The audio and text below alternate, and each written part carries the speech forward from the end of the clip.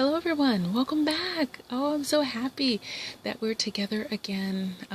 For the subscribers, thank you so much for returning once again to watch another dream that I have for you, spending some time with me. And for the new subscribers, thank you so much for finding this channel and watching one of my videos. Hopefully there's one in there that you think is interesting, and I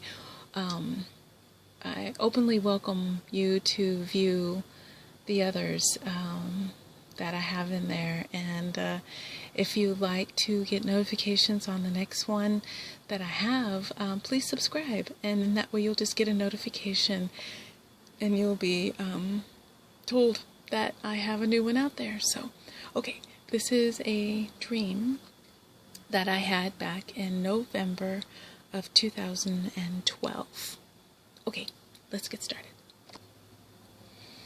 Okay, let's see. This dream, and just a quick note, the Lord presses these dreams upon me in the first person, so I am best to share them with you the way the way he kind of speaks to me. So if I say I or me, it's because that's how he put them into my mind, that I'm seeing them. So I'm not really talking about me personally, I'm just talking about how he is interpreting his message through this dream to me. So anyway, okay, so I see myself going to this hospital. I'm taking my daughter and my best friend.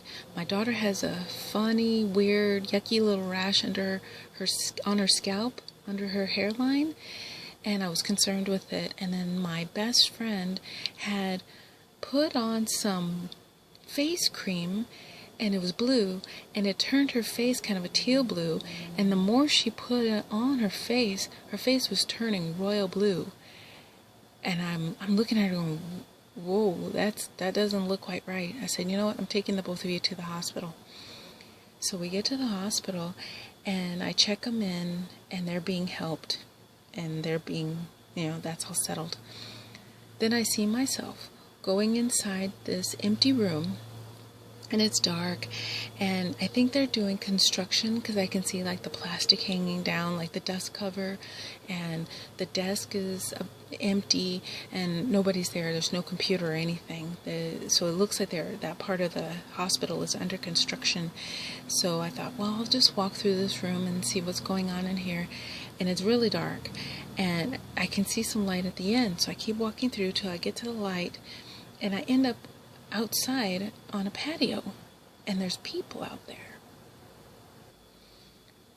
It's some sort of barbecue or cookout, and they're eating, and they're just walking around and having a good time, and I can see they're cooking food, and they're all there. I know they're there for someone, and I look around and I see this young boy walking around by himself. He's wearing this white tunic shirt and and white pants, and he's got a bowl haircut. If you're not familiar, he has his hair is long and straight and brown, and back in the 70s, they said if you put a bowl on your head, it looked like someone cut around the edge of the bowl, and that was the hairdo. And that's what he had. It was just this long in his face haircut, and I couldn't see his face, and he's looking down, and he looked so alone. He looked like alone in a crowded room, and I knew everybody was there for him, but no one was really talking to him. No one was socializing with him at all. And I thought, it just didn't feel good. Like, they felt selfish to me, like, why are you having this big party outside fun thing, enjoying each other, but you're supposed to be here for him, and you're ignoring him. And I can see behind him a deep red fence. And he's like walking past me with the fence behind him. And I just remember thinking, I was so sad. I was thinking, you know, how selfish these people were. You know, they were pretending to be there for him, but they weren't. And I said, you know what, I'm leaving. So I walk out of the hospital room outside of the hospital, and I see the other side of the red fence, and I'm still thinking in my mind, that is just a selfish thing, that those people were there, but not really for him. And I see this man, he has brown hair, you know, and he's got 2 children, and I think it was a boy and a girl, and they look like nice enough people.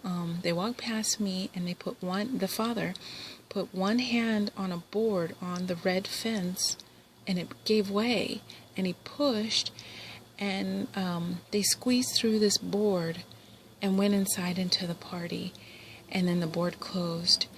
And I thought, wow, this is something, huh? This place, it's like a private little party, and you can't even get in, you know. It's like, this is the only place that was like this, and it can't be shared by anybody because they're not sharing it with anyone. And it was like this, you know, the guy knew which board to push to even get in. I thought, wow, there are just a bunch of selfish people in there, and I was really disappointed. When I looked over, then I looked over to my left.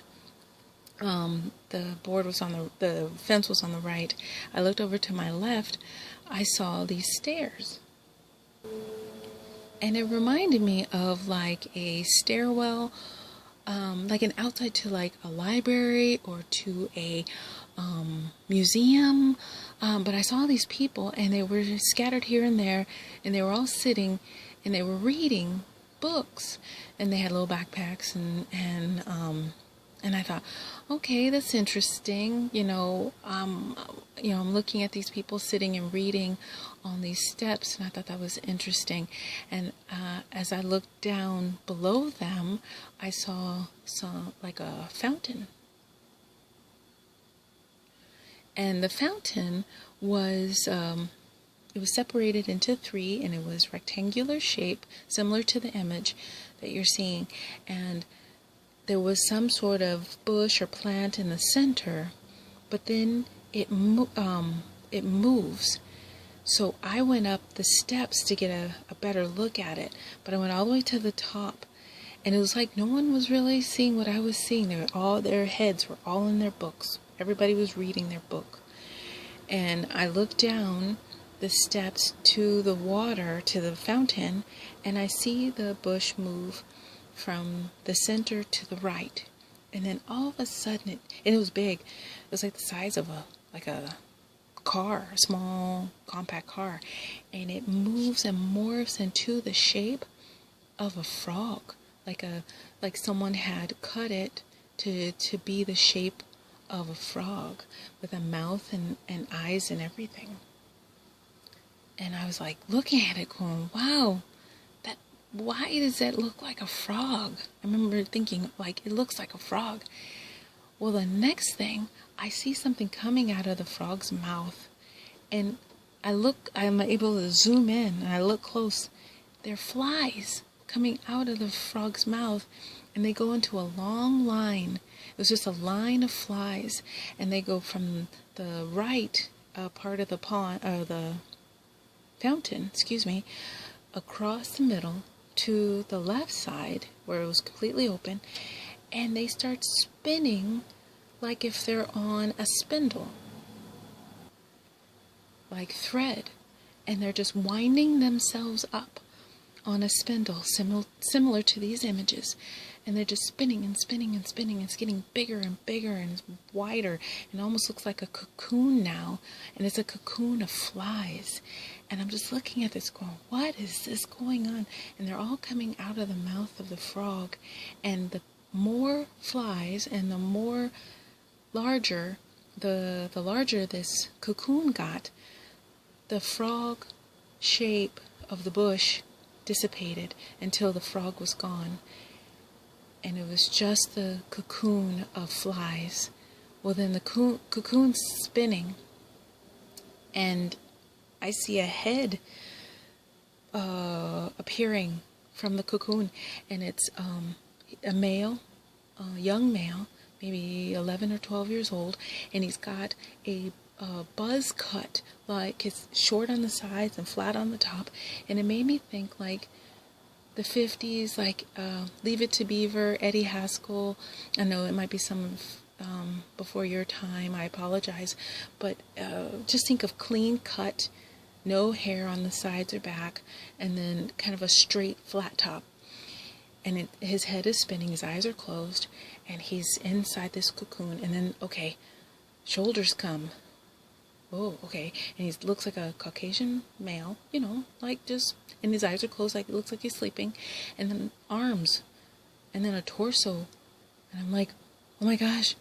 And then the strange thing, I see blue swim trunks. These blue swim trunks, and legs and feet, and he's whole. The flies are gone, the frog's gone. All is left is this human form of a young male with his buzz haircut, and now his eyes opened. And I know exactly what this is. I'm standing up, and I'm like starting to freak out, like, oh my gosh, I know what this is.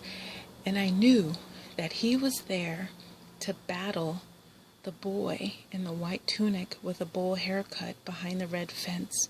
I knew he was there to battle him, and I heard the word battle.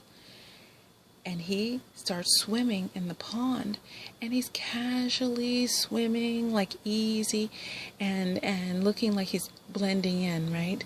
Like everything is fine. But I know that he's more than what he seems. And I point with my right arm and my index finger extended, and I point and I say, the eternal is here. The eternal is here. Well, the first time I said it, no one responded. All the people are still in their books reading.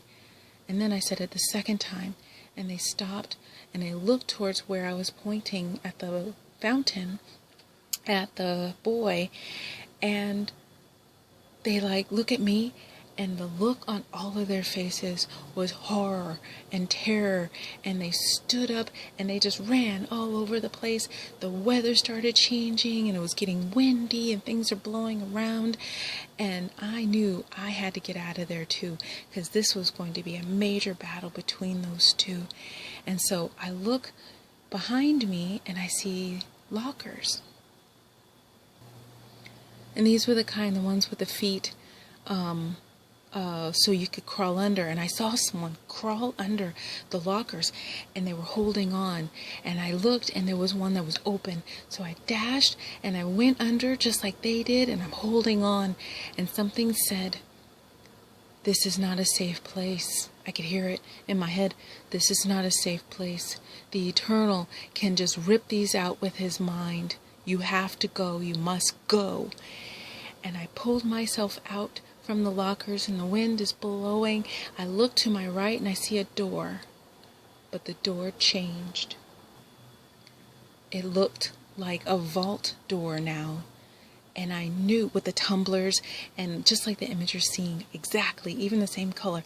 And I knew, if I felt it, if I went through that door, I was going to die.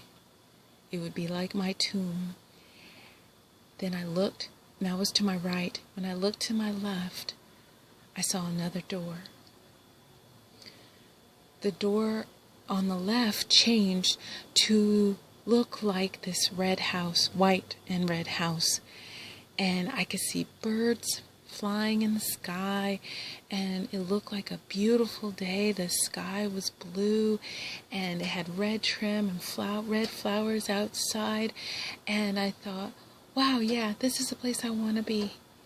And I ran for this door, and I woke myself up from the dream.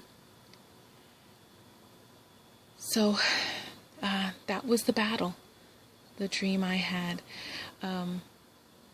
Jesus loves you, and so do I. And I don't know what's coming next, but take care, and God bless you.